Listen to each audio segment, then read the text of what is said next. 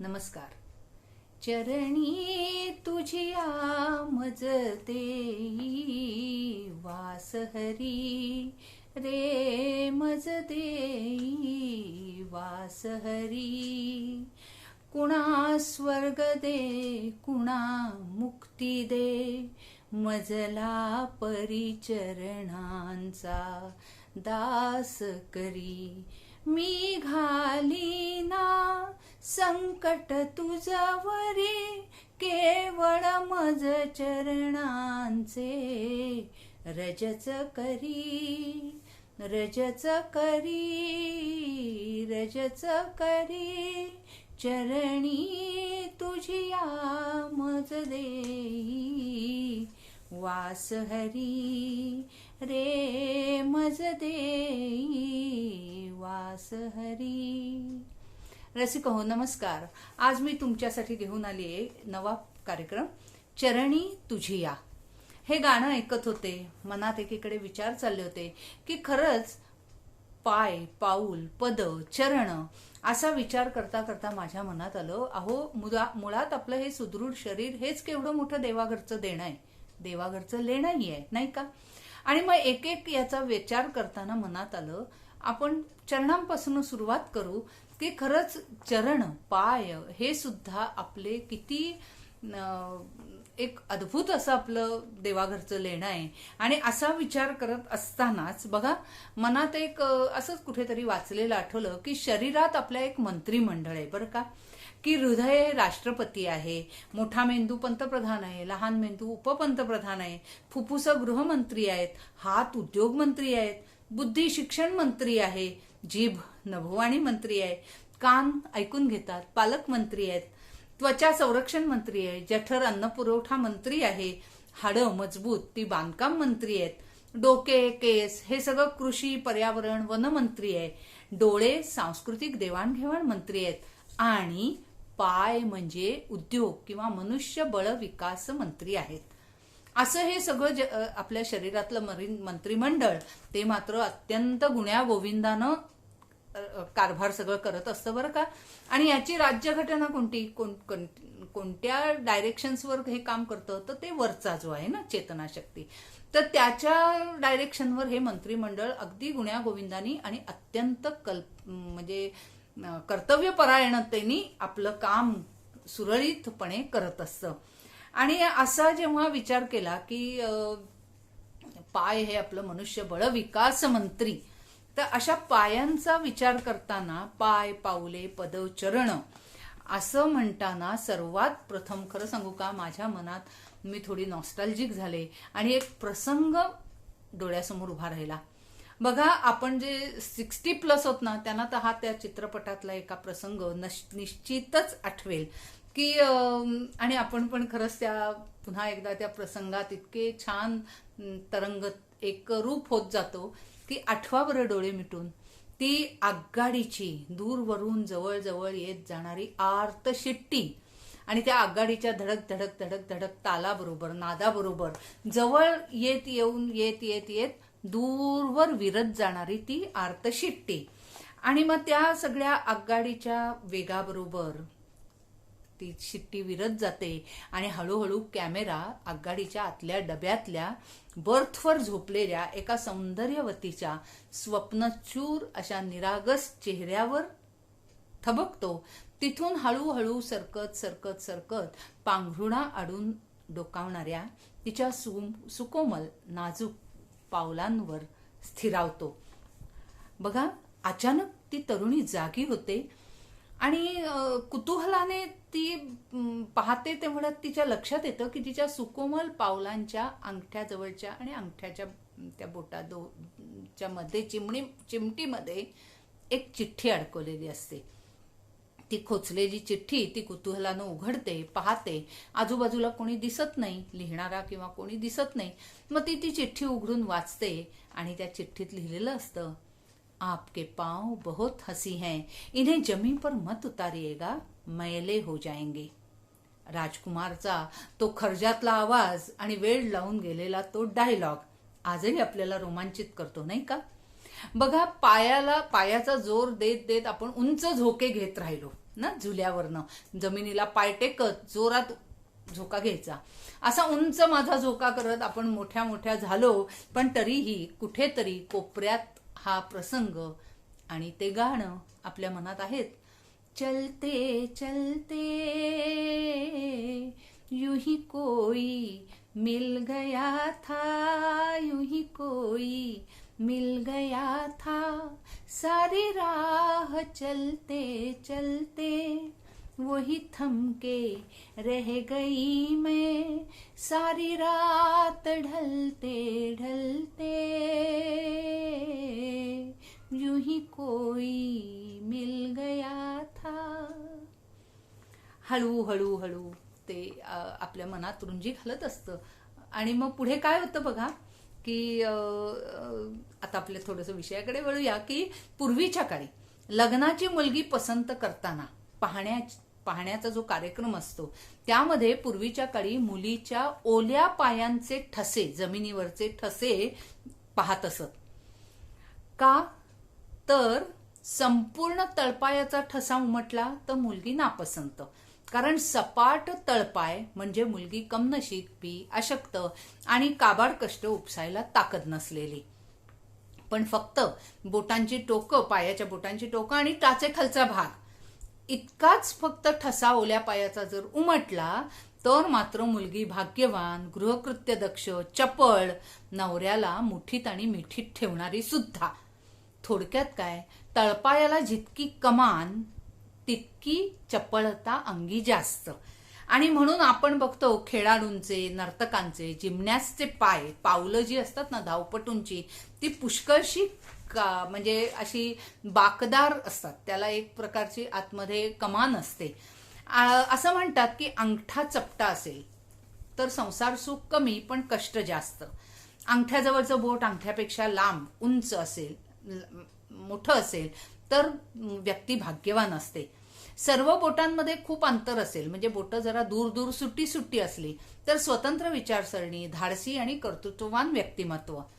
अहो, संतांच्या, देवांच्या तळपायांवरची शुभचिन्ह त्यांचं देवत्व, अलौकिकत्व दाखवतात. बघा, तुम्हाला आठवत असेल किंवा कोणाच्या घरी असतीलही तांब्याच्या वगैरे धातूवरची पावलाच्या आकाराची आणि त्यावरती सगळी शुभचिन्ह. बरेचदा संतचरण पादुकांवर ही अशी पावलं ठेवली जातात किंवा त्यांची पूजा घरामध्ये केली जाते. एकूण आपण साधारण हस्तरेषांवरून भविष्य सांगतो, पाहतो, जाणतो किंवा पत्रिका जमतायत की नाही, गुणमेळ जमवून लग्न ठरवली जातात. पण तळपायांवरच्या रेषा आणि तळपायांवरच्या खुणांवरून सुद्धा भविष्य आणि भवितव्य सांगता येतं. आणि डॉक्टर अश्विन रेडे याविषयी फार छान त्यांचा अभ्यासपूर्ण त्यांचं लिखाण आणि मार्गदर्शन आहे. पायाळू मूल भाग्यवान समजलं जातं. म्हणजे कोणाकोणाची पाठ, कंबर, मान वगैरे दुखत असेल ना, तर पायाळू माणसाकडनं त्याच्याकडनं ती रगडून घ्यावी म्हणजे बरं वाटतं म्हणतात. मुलाचे पाय पाळण्यात दिसावे तसं कर्तृत्व ते मुलगा किंवा ती मुलगी पुढे गाजवत असते. मुलगा असेल तो वडिलांच्या पावलावर पाऊल टाकू लागला म्हणजे मोठा झाला, त्याला वडिलांचा बूट त्याला होऊ लागला. की बघा, शन्नांची बूट कथा तुम्हाला आठवली असेल ना या टप्प्यावर, की त्या वयात त्या मुलाची नजर आपोआप नात्या गोत्यातल्या आप्तेष्टांच्या, मित्रांकडच्या समारंभातनं वगैरे आपोआप सिंड्रेलाचा शोध घेऊ लागते. आपल्याकडे सुद्धा एखाद्या पायलवालीला तो म्हणतोच की, पायल वाली देखना यही पे कहीं दिल है पगतले, हाय ना पायल वाली देखना. अहो, आपली सिंड्रेला सुद्धा तोपर्यंत चेहऱ्याबरोबरच पाय, तळपाय यांची पण निगा घेऊ लागलेली असते. मी चालले उठण्याची आंघोळ करायला असं जेव्हा ती त्या जाहिरातीतल्या सारखी निघते की नाही, तेव्हा नाजूक तळपायांवर विविध क्रीम्सचा मारा करत, थोडक्यात अहो चोळे कंपनी, असं ते तळपाय चोळून चोळून गोड गुलाबी कमळ पाकळ्यांसारखे झाले की मेहंदी आलत्यानं सजवायचे. मग मेहंदीच्याच रंगाचं नेल पॉलिश लावायचं. हल्ली तर नेल पॉलिश आणखी किती वेगवेगळ्या तऱ्हेची रंगांची पण असतात. बरं मेहंदी सुद्धा किती, पावलापासून पोटऱ्यांपर्यंत पायमोज्यांसारखी काढायची आणि नाजूक पैंजण घालायची आणि रुंजून त्या पैंजणांच्या तालावर लाडीत पदन्यास करायचे. हे सगळं वॅक्सिंग आणि पॅडिकेअरच्या मदतीनं, त्या किमयेनं. बघा, तोकड्या कपड्यात उंच टाचेच्या सँडल्स घालून पाय आणि पोटऱ्यांचं कमनीय दर्शन जगाला घडवत कॅटवॉक करणं, ते हे वय ऐन भरातलं. पण मोरावानी नाचायचं असेल तर मात्र ती काय म्हणते, चाळ माझ्या पायात पाय माझे तालात, चाळ माझ्या पायात पाय माझे तालात, नाचते मी तोऱ्यात मोरावानी. आता नाचता नाचता आमच्या या सिंड्रेलाची सँडल गळूनच पडते. जाणीवपूर्वकच होते नायक नायकांची भेट घडायची असते ना. मग काय होतं, ही प्रेम कहाणी पुढे सरकते, सुरू होते आणि दोघं मग एक ग्रीन सिग्नल मिळाले की दो कदम तुम भी चलो, दो कदम हम भी चले, असं म्हणत त्यांची प्रेम कहाणी यशस्वी होत जाते. आणि मग ती अखेर जोडवी, विगरवली, मासोळ्या, तोरड्या, तोडे, साखळ्या, पैंजणे असं काय नाही काय सगळे पाऊल शृंगार करून, मेहंदी आलत्यानी सजलेली पावलं, ती गोजीरवाणी पावलं लाल कुंकवाच्या तबकात बुडवून, माप ओलांडून त्याच्या घरी गृहप्रवेश करतात. आता शतजन्मीचं नातं दृढ करतात. बघा, सप्तपदी हे रोज चालते तुझ्या सवेचे, शतजन्मीचे हो माझे नाते, असं म्हणत उजव्या पायाच्या अंगठ्यानं एक एक सुपारी सरकवत सप्तपदी करून ती धर्मेच, कामेच, अर्थेच असं त्याला नातीचरामी असं त्याला वचन देत देत आठवे पाऊल टाकून त्याच्या प्रीत मंदिरात ती प्रवेश करते. आणि ते प्रवेश करण्यापूर्वी सासरी लक्ष्मीच्या पावलांनी ती सासरी तिचं स्वागत होतं, कारण ती घरची लक्ष्मी असते. पण तत्पूर्वी आपल्या वडिलांचा निरोप घेताना ती काय म्हणते, पडते पाया बाबा तुमच्या, काय मागणे मागू, तुम्ही मला आधार केवढा, कसे कुणाला सांगू, या छत्राच्या छाये खालून 7 पावलांवरी निघाले आज तिकडच्या घरी, असं म्हणत ती सासरी येते. तिची लगबग, तिचं चालणं बोलणं सर्वच मोहणारं. तारुण्याचा जोश असतो, नव्या नवलाईचे दिवस असतात, मदनाचा ज्वर असतो, तोही मग लटपट लटपट तुझं चालणं असं म्हणत, किंवा मग ही चाल तुरु तुरु उडती केस भुरू भुरू असं म्हणत ती नागिणीसारख्या सळसळणाऱ्या तिच्यावर तो भाळलेलाच असतो. हळूहळू हेही दिवस सरतात. नंतर पायाला भिंगरी लावून सांसारिक जबाबदाऱ्या पार पाडत ती सासू सासऱ्यांची चरण सेवा करत लक्ष्मीच्या पावलांनी आलेल्या तिला तिच्यातल्या नव्या सृजनाची चाहूल लागते आणि तिचे पाव भारी होतात, पाय जडावतात. मुलीला पायाखालचं दिसत नाहीये असा सांकेतिक सांगावा माहेरी जातो आणि तिची पावलं जडावलेली ऐकून सासरी माहेरी अगदी आनंदी आनंद होतो. हळूहळू पावलांवरचं वजन वाढतं, पावलांना सूजही यायला लागते आणि मग ही डबल डेकर झालेली ही आतून बसणाऱ्या लाथा ढुसक्या ढुसण्या त्यांनी सुद्धा तिचा जीव सुखावत असतो बरं का. आणि त्या काळात ती पण म्हणते, इतकं जडावलेलं असतं शरीर पण तरी ती मात्र काय म्हणते सुखावून, माझ्याच लोचना झाले अनोळखी मी, कळलेन पाऊले ती सोडून जाती भूमी, येती कसे फुलोनी अंगावरी शहारे, पाण्यातले पाहता प्रतिबिंब हसणारे. यथावकाश तिचीच कार्बन झेरॉक्स कॉपी तिच्या कुशीत पाळण्यात पहुडते. शरीरातली चेतनाशक्ती जागावी, रक्ताभिसरण नीट व्हावं म्हणून आंघोळीच्या वेळी ऊन पाण्याची पहिली धार प्रथम त्या बाळाच्या उजव्या पायाच्या करंगडीवर धरावी हे त्या मॉलिशवाल्या मावशींना अगदी बरोबर माहीत असतं. छान आंघोळ झाल्यावर बाळाच्या तळपायालाही काजळाचं बोट लावायचं. म्हणजे कानामागे किंवा गालावर तीट देतानाच तळपायाला सुद्धा एक काजळाचं बारीकसं बोट लावायचं. आता पहा, पायाचे अंगठे चोखणारं ते राजस रूपडं पाहताना वसुदेवाच्या टोपलीतला कृष्णच आपल्याला आठवतो नाही का? अहो, त्या बाळकृष्णाच्या अंगठ्याचा स्पर्श होताच यमुनेचा पूर सुद्धा ओसरला की, आणि वसुदेवाला यशोदा नंदाकडे यायची वाट सोपी झाली. आता ह्या छान दुपट्यात गुंडाळलेल्या बाळाला निजवताना ती पण महिनेपासून चंद्रापर्यंत सर्वांना सज्जडदम काय देते? कुणीही पाय नका वाजवू, पाय नका वाजवू, चाहुल देता नका कुणी ग, चिमण्याला जागवू, पाय नका वाजवू. हळूहळू बाळ मोठं होत असतं, पण त्याला घरी ठेवून तिला नोकरीला बाहेर पडावं लागतं. आणि मग नोकरी, घर संसार, मुलांचे नवरोजीचे डबे डुबे यामध्ये स्वतःकडे लक्ष द्यायला आता तिला अजिबात फुरसत मिळत नाही. मग नवरोजींची तक्रार सुरू होते, ती सिंड्रेला आणि तिची सँडल कुठे बरं हरवली?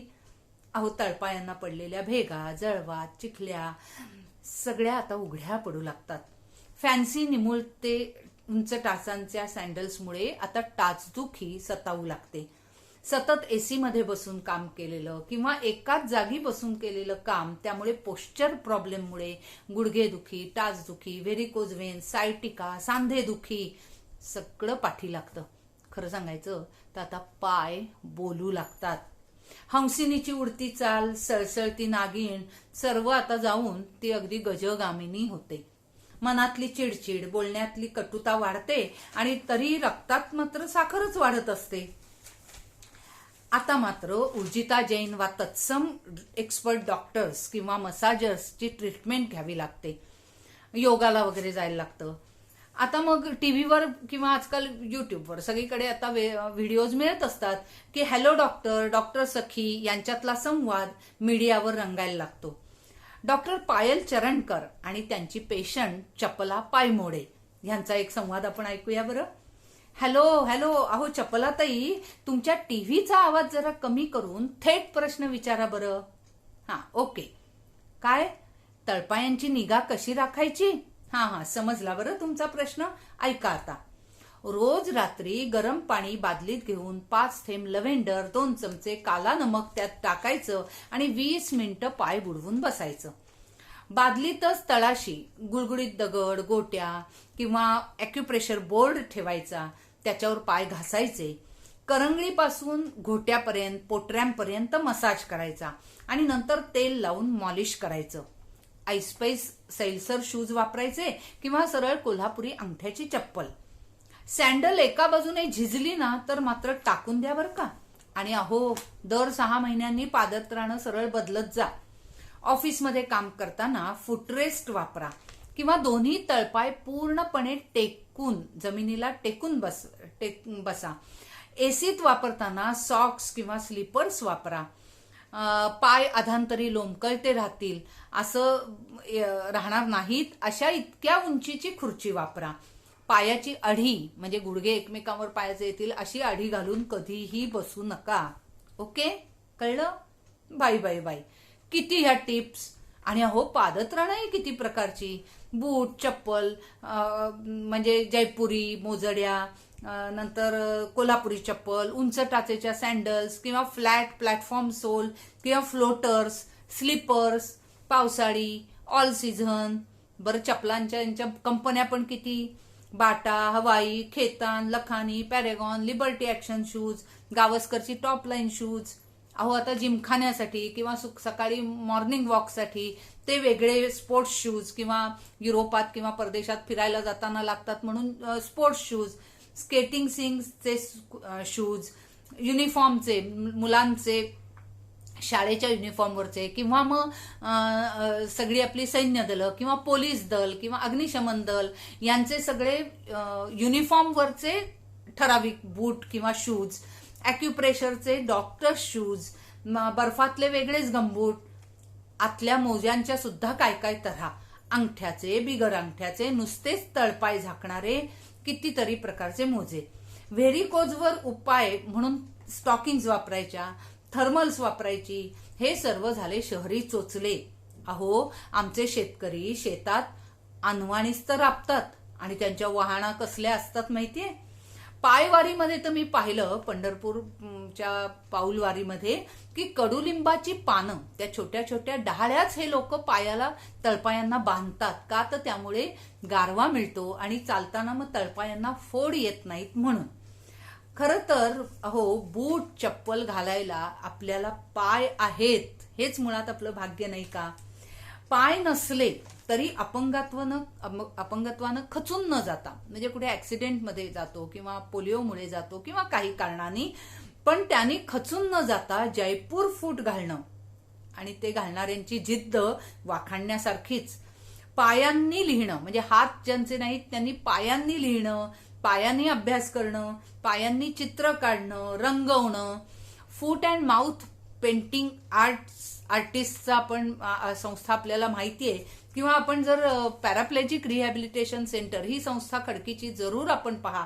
तिथे आपल्या सैन्यामधले जे काही युद्धामध्ये ज्यांना कमरेच्या खाली आणि मणक्यामध्ये, ज्यांना स्पाईनमध्ये गोळ्या लागल्यामुळे ज्यांचा कमरेखालचा भाग काय म्हणायचं चेतनाहीन झालाय आणि जे चाकावरच्या खुर्चीवर आता आहेत, ज्यांचं आयुष्य, असे सैनिक, काय त्यांची जिद्द वाखाणण्यासारखी, की व्हीलचेअरवर बसून ते बास्केटबॉल खेळतात, स्विमिंग करतात,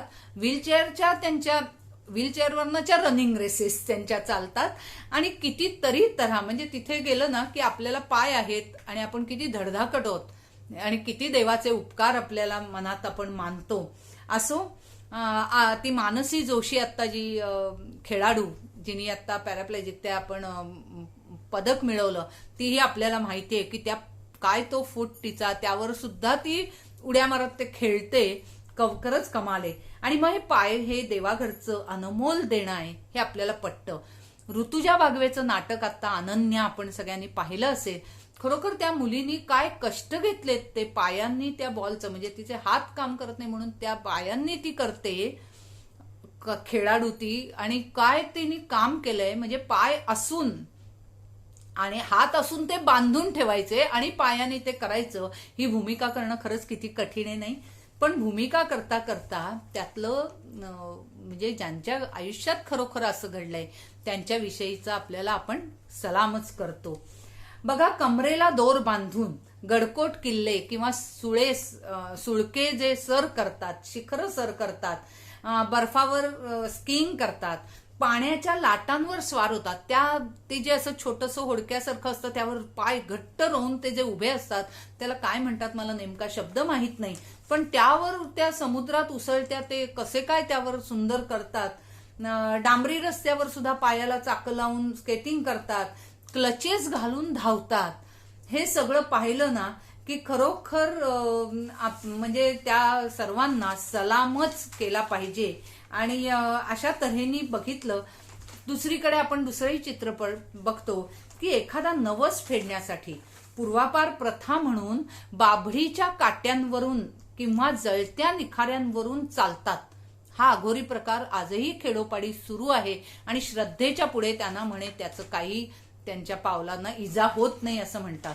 तर दुसरीकडे मिठागरांमध्ये काम करणारे जे कामगार आहेत, मिठागरांमध्ये त्यांचे तळपाय त्या मिठाचेच होतात, इतके मिठाचेच होतात की म्हणे अग्नीही त्यांना अखेर जाळू शकत नाही.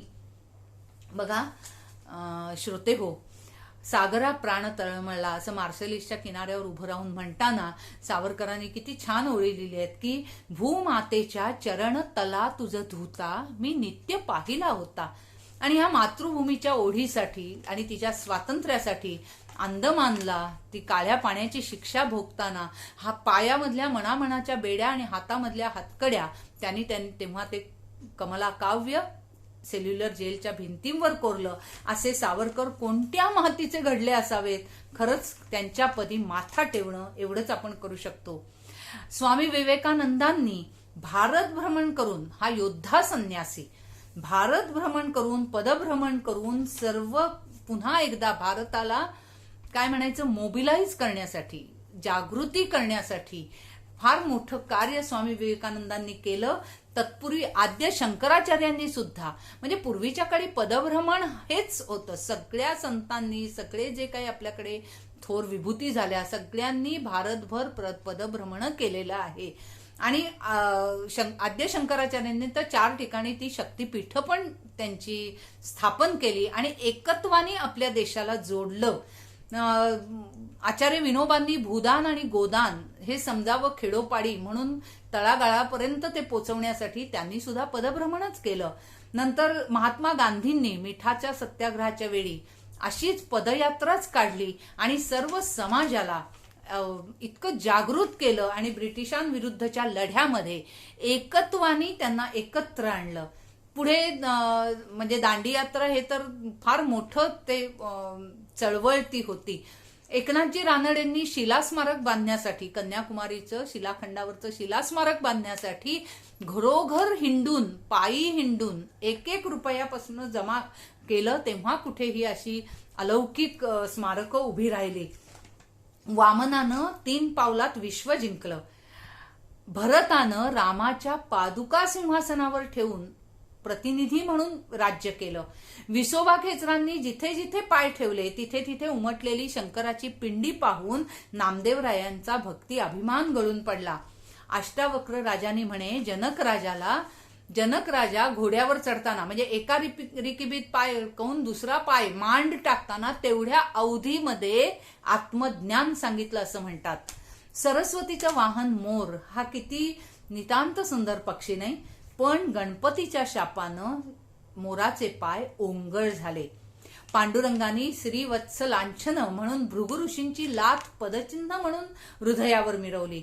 तरुणींच्या लत्ता प्रहारानं अशोकाला फुलं येतात आणि अशोक वृक्ष बहरतो अशी पूर्वापार समजूत आहे. पाय लागूची प्रथा आपल्याकडे किती गोड आहे नाही का. कोणाही वयाने मानाने ज्येष्ठ असतील त्यांना पटकन चरण स्पर्श त्यांचा करायचा आणि पायी म्हणजे वाकून त्यांना नमस्कार करायचा आणि पाय लागू हा एक उत्तम छान संस्कार आहे. आभाळाची काठी करून दिशांचे पाय लिहून अज्ञातातील अनंताच्या का अनंतातील अज्ञाताच्या शोधात निघालेले अंतराळवीर. चंद्रावर पहिलं पाऊल मानवाचं पडलं ते पहिलं पाऊल, किंवा मग हिमालयात सियाचीनमध्ये आपलं सीमारक्षण करणारे मायनस तपमानात, उणे तपमानात त्या तिथे राहणारे खडे पहारेकरी आपले सैनिक, अहो त्यांची ती गोठलेली पावलं पाहिली. किंवा मग आमच्या कष्टकरी शेतकऱ्याचे भेगाळलेले पाय पाहिले की खरोखर त्याच्या पुढे नस्तमस्तकच झालं पाहिजे असंच वाटतं. कारण खरं सांगायचं ना, भले ते गाणं असेल श्रीरामांच्या विषयी किंवा त्या चित्रपटात त्या प्रसंगी, पण मला हे सगळं आठवलं की मला फक्त एवढंच म्हणावंसं वाटतं की हेच ते चरण अनंताचे, ध्यान विषय हे ऋषी मुनींचे, संत महंतांचे, हेच ते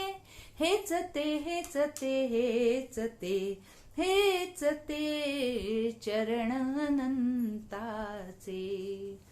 रसिको, श्रीकृष्णाच्या आयुष्यातली आपल्याला 2 कथा म्हणजे फार प्रसंग ते माहितीच आहेत की महाभारताच्या युद्धापूर्वी अर्जुन आणि दुर्योधन दोघंही श्रीकृष्णाला भेटायला गेले. श्रीकृष्ण भगवान पहुडलेले होते, विश्रांती घेत होते.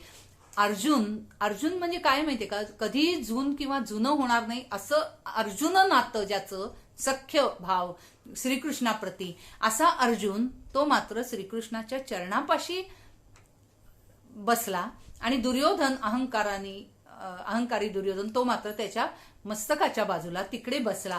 अर्थातच श्रीकृष्णाला जाग आल्यावर पहिल्यांदा त्यांनी जेव्हा ते त्याचे राजीव लोचन उघडले तेव्हा ते अर्थातच त्याच्या चरणापाशी बसलेल्या अर्जुनावर त्याची ती कृपादृष्टी पडली.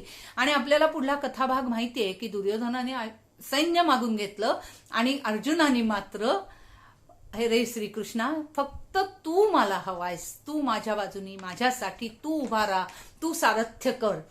काय अलौकिक मागणं आहे. आणि त्याच श्रीकृष्णाने स्वतःचा अवतार समाप्तीच्या वेळी जेव्हा अश्वत्थ वृक्षाखाली श्रीकृष्ण विसावलेले होते, विरासन घालून बसलेले होते, निजधामाला जायची त्यांनी तयारी केली होती आणि त्यांनी उजवा पाय त्यांचा खाली होता, मांडीवर डावा पाय ठेवला होता आणि त्या डाव्या पायाच्या तळपायात तो तळपाय त्यांचा इतका सुरेख, गुलाबी, इतका कोमल, तर ते पाऊल म्हणजे त्या जरा व्याधाला ते हरणाचा कान किंवा मुख असं वाटलं आणि म्हणून त्यांनी नेम धरून बाण मारला आणि तो बाण श्रीकृष्णाच्या डाव्या पायाच्या तळव्याला, अंगठ्याशी लागला आणि तिथे त्या निमित्तानं श्रीकृष्णानं आपला काय म्हणायचं अवतार कार्य संपवलं.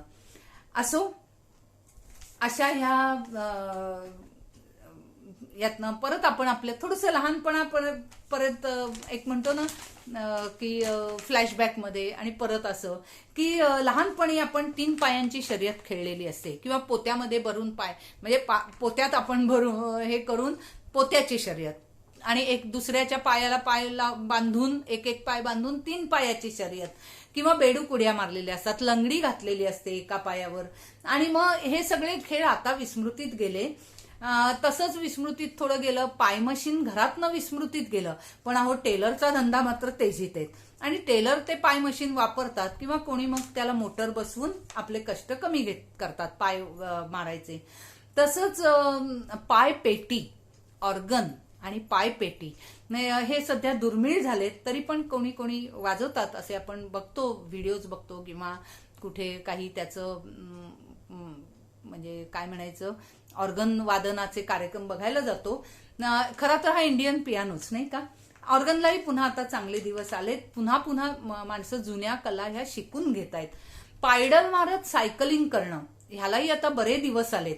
पर्यावरण संरक्षण, हेल्थ कॉन्शियसनेसमुळे, एक्झरसाइज म्हणून सायकलिंग आवश्यक आहे आणि आता प्रदूषण टाळण्यासाठी म्हणून.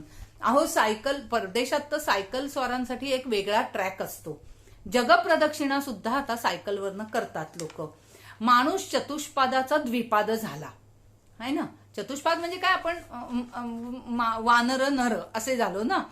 तर तरी सुद्धा आपल्या म्हणजे धावण्याच्या शर्यती किंवा चपळ पायांच्या हालचाली, उंच उडी, लांब उडी, जिम्नॅस्टच्या विविध पदन्यास हे काही आपले म्हणजे छान त्या पायांच्या याच्यावर आपलं चालू आहे आणि त्यावरनं ऑलिम्पिक पदकं सुद्धा मिळवतात.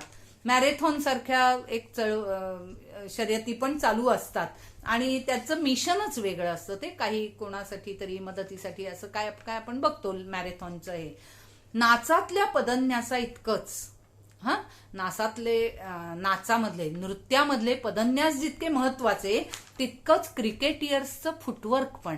बघा गावस्कर, विश्वनाथ किंवा जयसूर्या ह्याचं फुटवर्क, तसंच आमच्या सचिन, विराटचं फुटवर्क सुद्धा पाहण्यासारखं. आणि बरेचदा आता नवनवीन टेक्नॉलॉजीमुळे ते स्लो मोशनमध्ये किंवा रिप्ले म्हणत परत ते दाखवले जातात त्यांचं फुटवर्क. फलंदाजांचं हे पदलालित्य, फुटवर्क जितकं महत्वाचं तितकाच गोलंदाजांचा म्हणजे स्पिनर असो वा फास्ट बॉलर त्यांचा तो गोलंदाजी चेंडू फेकण्याआधीचा जो स्टार्ट असतो तो सुद्धा तितकाच महत्वाचा असतो नाही का. क्षेत्ररक्षकाची चपळाई आणि रनरची धावपळ हे तर म्हणजे क्षेत्ररक्षकाची चपळाई विकेट मिळवून देते आणि रनरची धावपळ रन मिळवून देतात. आणि अशा तऱ्हेने जे आपण म्हणतो ना की फुटवर्क आणि ह्यामध्ये खेळांमध्ये सुद्धा त्याला पुष्कळच महत्व आलेलं आहे. असो, आता आपण महत्वाचं काय बघणार तर सिनेमामध्ये, सिरियलमध्ये किती फुटेजची भूमिका ह्याला महत्व आहे. तसं जंगली जनावरांच्या पायांच्या ठसांवरून, पाऊल खुणांवरून त्यांचा माग काढला जातो त्यांच्या नोंदणीसाठी म्हणजे घंटीसाठी आणि त्यांच्या काय म्हणायचं शिकारीसाठी सुद्धा.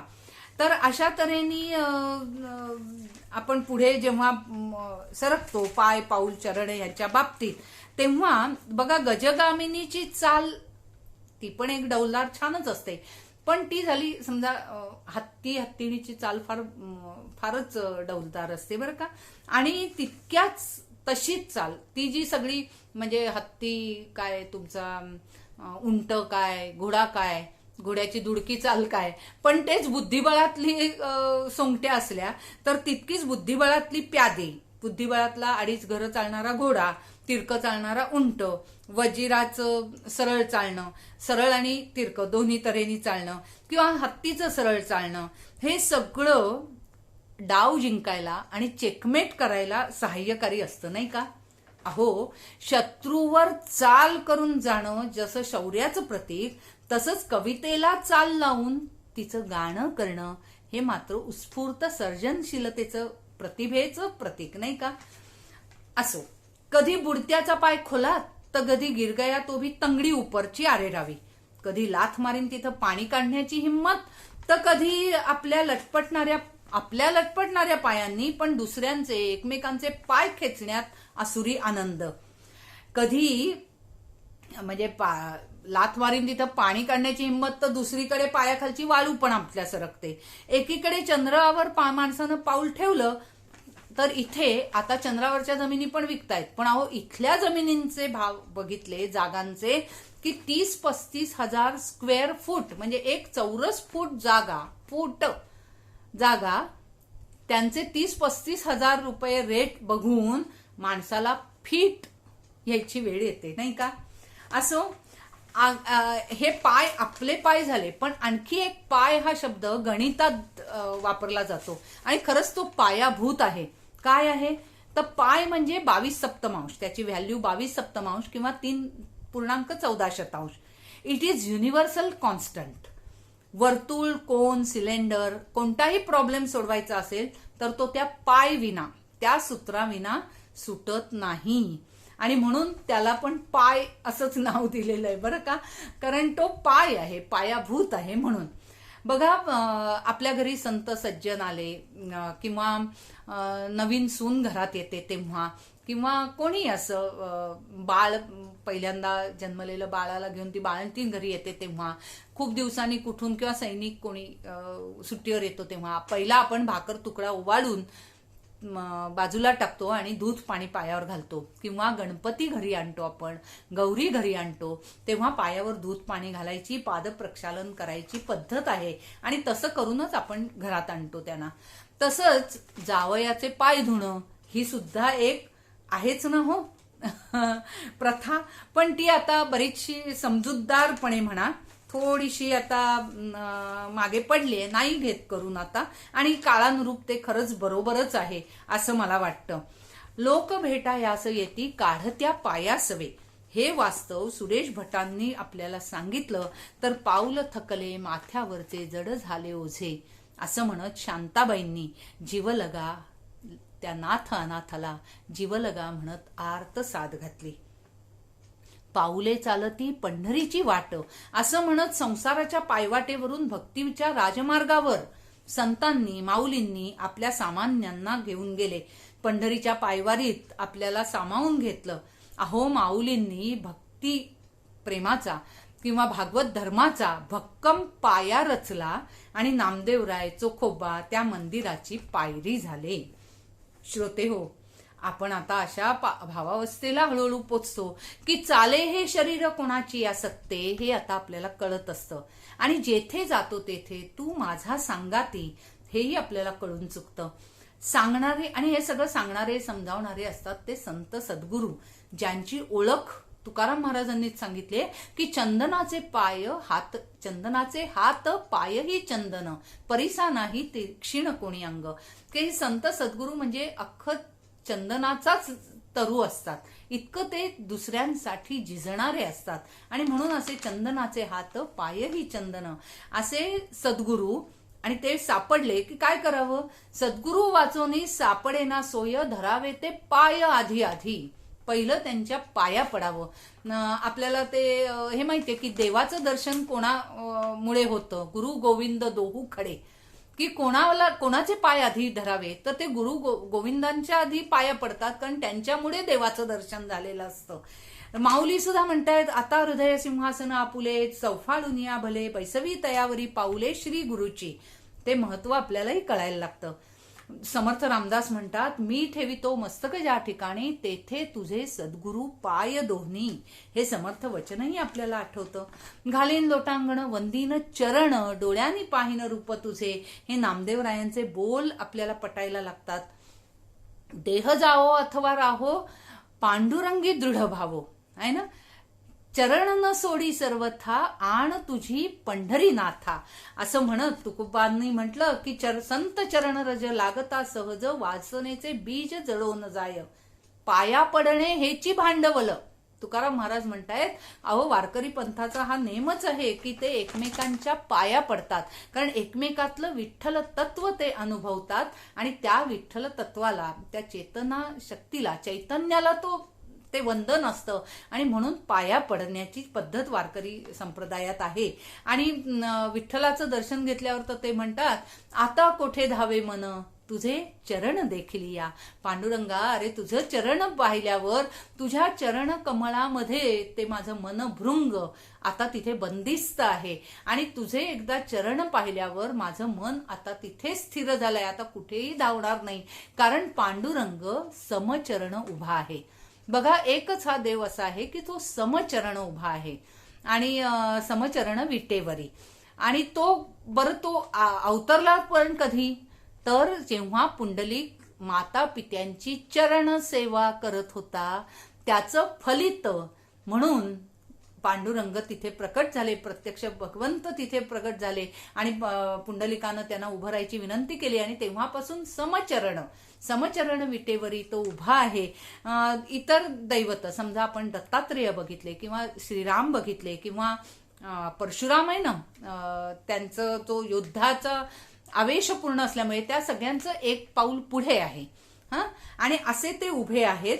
आणि असं म्हणतात, मला त्यातलं खूप माहित नाही किंवा त्यातला अभ्यास जास्त माझा नाहीये, पण आपण जेव्हा माथा टेकतो तेव्हा पांडुरंगाच्या बाबतीत की आपल्या उजव्या अंगठ्यावर माथा टेकला की आपलं जे सगळं आहे ना ते सगळं तो घेतो आपलं शोषून, आणि डाव्या अंगठ्यातनं आपल्याला कृपा हे संक्रमित करत असतो.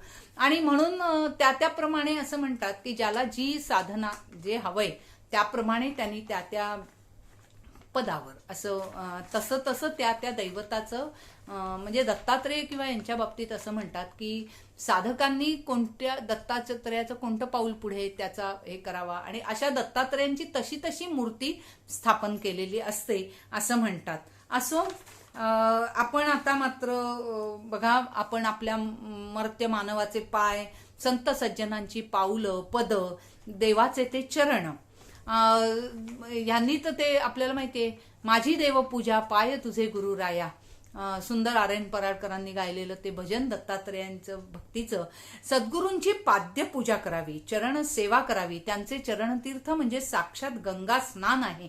आणि मग ते आपणही म्हणतो ना, चरण शुभंकर फिरता तुमचे, मंदिर बनले उभ्या घराचे, घुमटा मधुनी हृदय पाखरू, स्वानंदे फिरले मला हे दत्तगुरु दिसले, मला हे दत्तगुरु दिसले. बघा, शबरी आणि अहिल्या. आता शबरी कसं म्हणते, लागुनिया तुझे चरण, घर झाले हे पावन, इडा पिडा जाती टळून, हृदय विकसले तुझे चरण पाहिले, तुझे चरण पाहिले, भाग्य उजळले तुझे चरण पाहिले. श्रीरामांचे चरण पाहून खरोखर भाग्य उजळल्याची तिची कृतार्थ भावना आहे.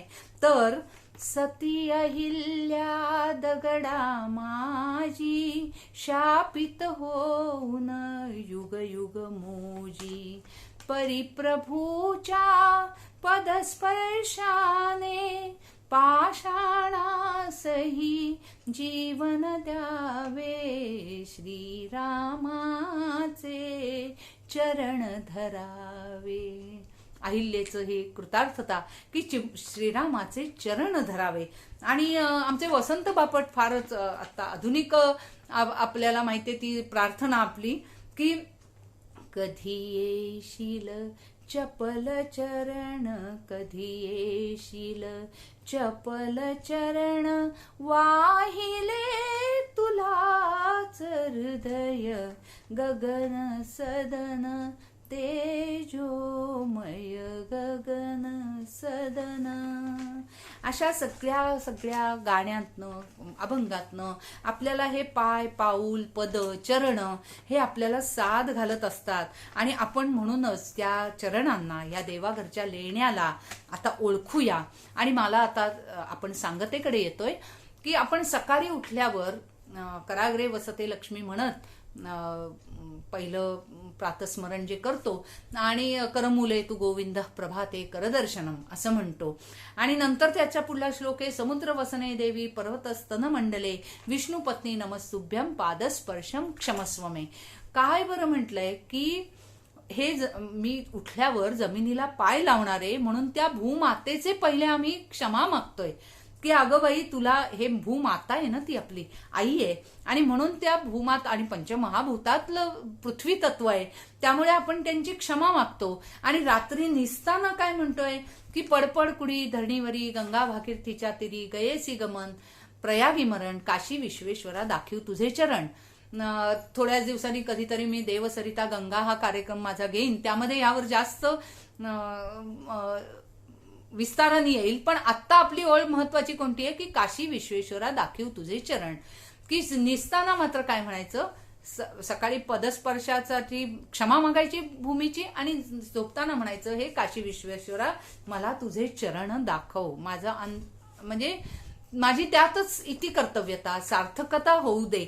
आणि मग त्यासाठी आयुष्यभर मात्र काय करावं, नाम विठोबाचे घ्यावे, मग पाऊल टाकावे, नाम विठोबाचे घ्यावे. रसिक हो, असं हे सगळं पाय पाऊल चरण काय ते गाणं ऐकलं आणि जे मनात विचार सुरू झाले ते मी आज तुमच्या कडे शेअर केले. तुमच्याशी माझं मनोगतातनं ह्या चरणी तुझी यातनं सांगितलं. त्या चरणी तुझ्या गाण्यापासून आपण सुरुवात केली. आणि खरंच सांगते ही माझी सेवा तुमच्या चरणी तुमच्या चरणी मी अर्पित केली. पण त्याची सांगता माऊलीच्या विरहिणीने आपण करणार आहोत.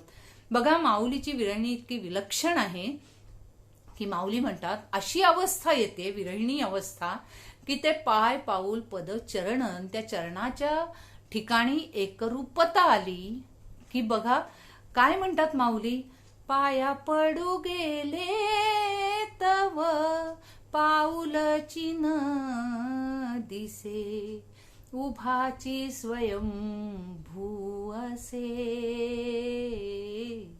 समोर की पाठी मोरा न कळे, समोर की पाठी मोरा न कळे, ठकची पडीले कैसे, कानडाऊ विठ्ठलू करनाटकू, तेणे मज लावियेला वेधू. रसिक हो, अधिक महिन्याच्या या दुसऱ्या एकादशीच्या दिवशी माझी ही चरण सेवा आपल्या संत चरणांपाशी मी समर्पित करते. धन्यवाद.